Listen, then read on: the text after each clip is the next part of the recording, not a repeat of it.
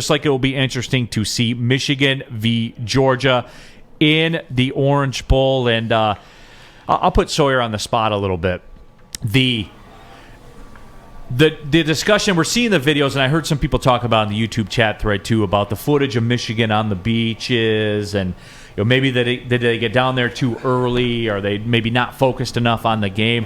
I'll tell you what though, if A.J. Henning's going to come up with fire content like this, they should go down there a month before the game. A.J. Henning did a Gus Johnson. Before you play this, I just want to let you know that, guys, whether you think or not, but the Michigan people, even the players, they're fans of Neil Rule because there's a Gus Johnson explosion going on here. Absolutely. Listen to A.J. Henning here do his best Gus Johnson. It's incredible. Are out on this beautiful day. A.J. Heanning reporting live from the beach. Michigan Wolverines are out on this beautiful day. A.J. Heanning reporting live from the beach. Michigan Wolverines are out on this beautiful day. That's pretty sharp, man. You got to give A.J. Henning. Dude, that's real good, and it goes to show. I was saying is that think about it. That if you think about it, we mess around with it, all the time and stuff like this. There it is, and that's the connection that sports has, right? Yeah. And if you're Gus Johnson and you see that, you got to pop. Right, because that goes back to our Madden talk, right? The connection generationally that you have, and not saying Gus Johnson is John Madden at all, but you know what? There's that connection that for the. I always respect the guys, whether they're coaches, announcers that have been around the duration, but they can relate to the younger guys, even in music, even in different things that can bring in the younger generation. So. Yeah, it'll be interesting. I think this is great for them. I think this is great for Michigan. It's sort of like that reward. To me, it tells me that Jim Harbaugh has his finger on the pulse of this team, much like Dan Campbell does with the Lions. Because you see that the excitement, and then you watch Aiden Hutchinson, and you watch the guys being interviewed, and because there is focus there, and I think there's maturity there, and it doesn't mean wins or losses in the game, but I think this team can handle that with what they've been through. So they're not out there, getting hammered on the beach, doing stupid stuff, putting their program in jeopardy. They're together, they're doing different things like that. I've been around I've been not in Miami, but I was around Clearwater when the bowl games were there, and all the excitement with the bands and all the stuff that they do together. This is great for these guys as a reward to get to the playoffs, right? So this will be good for the Michigan program, for the younger guys, but also, too, I don't think this is a detriment at all. I think this is sort of a reward and a refocus.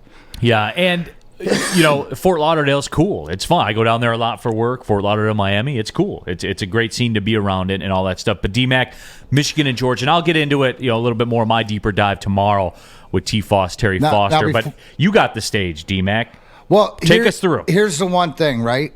And as we're keeping a spotlight on, are there guys going to miss? Are there testing? Stuff like this. You see a couple Georgia guys earlier in the week, a couple Georgia guys here and there.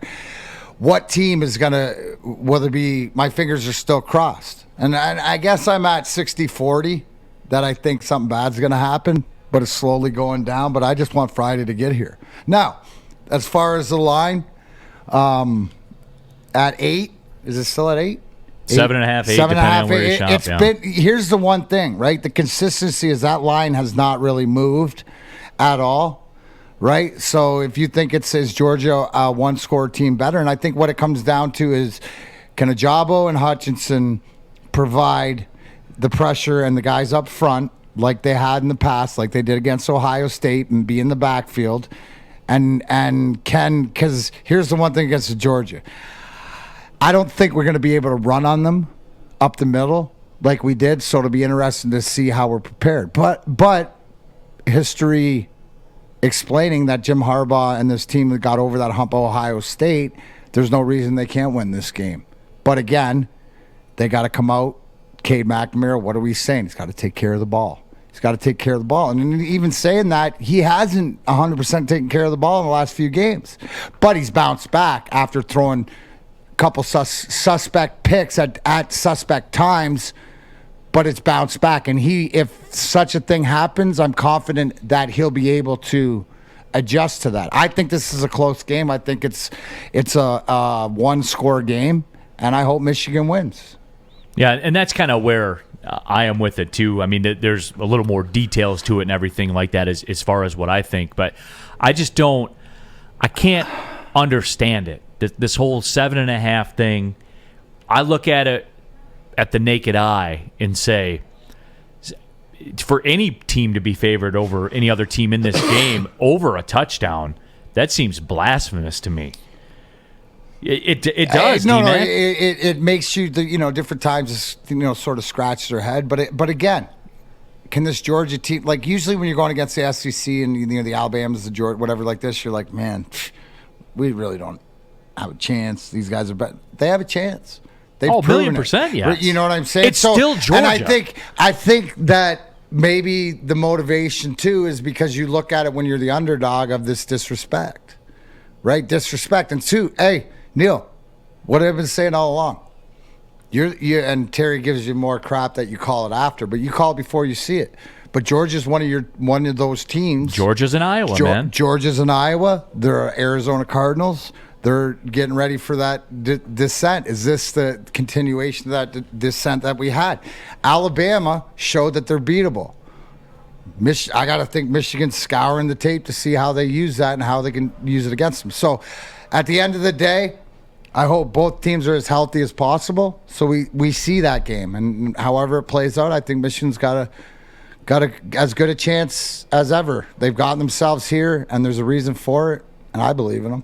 Yeah, absolutely. And again, I keep racking my brain on it because it's not right for Michigan to be a 7.5, 8-point underdog to Georgia, of all people. Georgia's good, don't get me wrong. They're good, and their defense is very, very good. And I know a lot of people are going to hang their hat on and say, well, their defense isn't great. Look what Alabama did to them and stuff like that. Bryce Young's going to be the number one pick in the NFL draft. Here's a simple thing, right? Where it comes down to it, and it's X's and O's and as simple as it gets. And I see it on the chat thread or whatever. What we saw against Ohio State, right? If it's the line of scrimmage battle. The O-line and the D-line. If the war in the trenches, the war of wills, that's where this game is. That's where this game is. And if you see one of these teams have the advantage, or you see that, like we saw Michigan 3 yards in the backfield and Ohio State either side of the ball, that'll dictate it. But that's what it's going to come down to, who can own that line of scrimmage. Yeah, and for like the Alabama-Georgia game where Jamison Williams is shot out of a cannon coming down the field, Michigan's had a lot of injuries at the wide receiver spot. They're missing arguably one of their best receivers. And that explosive play that Michigan has gotten time and time again, they lead the nation in explosive plays on offense. Yeah. You would never believe that. But you know what I like but too? It's fact. And here's the one thing is don't be surprised to see some trickery too. They've pulled out some different stops, and whether it's using J.J. McCarthy at different times, which you see not only the confidence that the team has in him, because he fumbled at a tough spot as a young guy against Michigan State, but bounced back from that, learn from it. That's the one thing is that I see more than before is the old Scotty Bowman. You're allowed to make a mistake. Don't make the same one twice. They're not making those same mistakes that we'd see in the past. So right. AC says, I think people are sleeping on Georgia. Like, my common sense factor kicks in and says this line's not moving. But then you go back to it, and I'm not saying you judge everything off the point spread or anything like that, but there are some tea leaves from time to time, D-Mac. They are. We pointed them out here before. We know how these types of things work. My common sense kicks in and says, for Michigan to be getting more than 7 points, I can't understand how that can be. And more of the bets are going on Michigan. That's probably a factor because Michigan has that Yankees or that Lakers tax to them where people just bet on them. That's the way it is. But the line's not, it's not dropping. So that tells me that the people, and I want to say in the know because you can't be in the know betting on it. There's a very minute percentage of people that do that for a living. But people that do this heavy seem to favor Georgia. They think there's value in it. Right? I mean, what other explanation is there? No, that's what it is. And I look at it as these teams, I think they match up real well against each other. I think this is one of the best games that's going to be in this bowl season. Right? It's got that ability. And like I said, Neil, the whole thing, do you think it's just – here's the thing, and I have to ask somebody that bets, and maybe, you can catch Woodward bets here weeknights at 6 to 7 or on Saturdays from 9 to 10. But I'd ask Scott is the fact that until the final roster for Friday comes out, like as far as the COVID list, like who's playing, is that why it's sort of, it's not froze, but people are waiting. And then we'll see that influx. I'd be waiting to see when the game's announced. Like Neil, you look at, didn't they cancel a game last night right in the middle or like 2 hours before? Yeah, like 2 hours before the game, right? So in saying that, I think the bettors are skeptical.